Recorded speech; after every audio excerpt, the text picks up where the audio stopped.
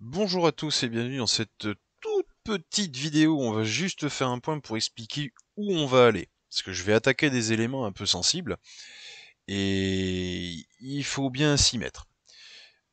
Donc je vous recontextualise la chose.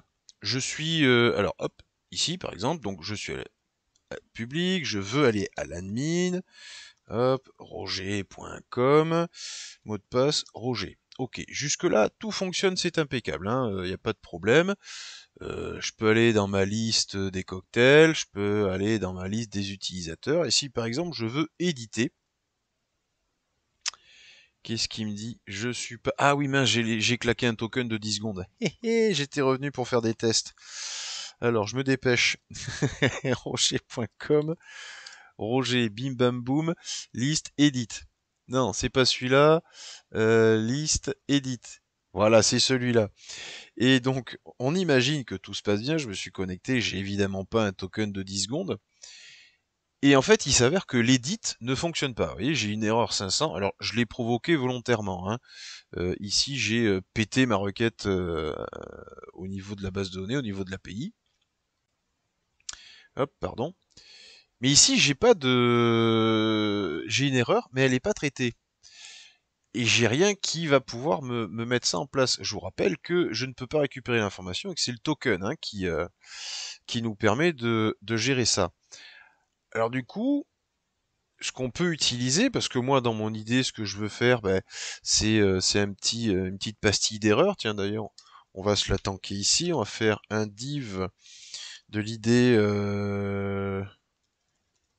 Hop, on va la faire serveur error. Voilà. Je vais mettre, hop, un message. Et puis, hop. Alors tiens, on va faire un petit truc. Tac. Hop. Ça pourrait être un module d'ailleurs, hein. On va faire un span. Ce span, bim. Alors pour l'instant, on va pas faire les clics, on s'en fout. On va faire un peu de style. Je le mets sur App Component pour qu'il soit généraliste, que je l'ai de partout. Je veux vraiment que ça soit un système à part. Donc ça c'est bon. Et moi ce que je veux, je veux pas que ça soit là évidemment. Donc on va se l'inspecter. On va dire que il est en position absolue. Ok. Pourquoi? Ah oui, parce que je l'ai mal écrit. Hop, l'absolute. On va faire un petit type, hein. Alors évidemment, on a plein de modules, mais c'est histoire de montrer la chose. Donc il a un background color. On va faire un gros rouge qui tache.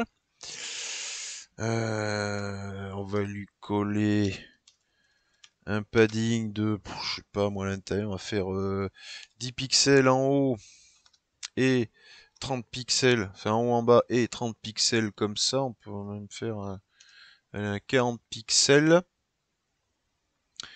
Non, tiens, je vais enlever le plus. Voilà. Et puis, je veux que ça soit, hop, à droite de 10 pixels.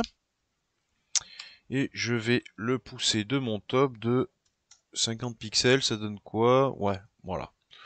On peut faire un petit truc comme ça, une petite pop-up. Tiens, d'ailleurs, je vais récupérer ces règles-là. Hop, copier. Je vais ici. Donc, mon serveur. Qu'est-ce que j'ai ici? Mon serveur error. J'ai dit que c'était un ID. Bim, bam. Voilà, je lui mets tout ça. Je corrige évidemment le copier-coller qui est parti en cacahuète.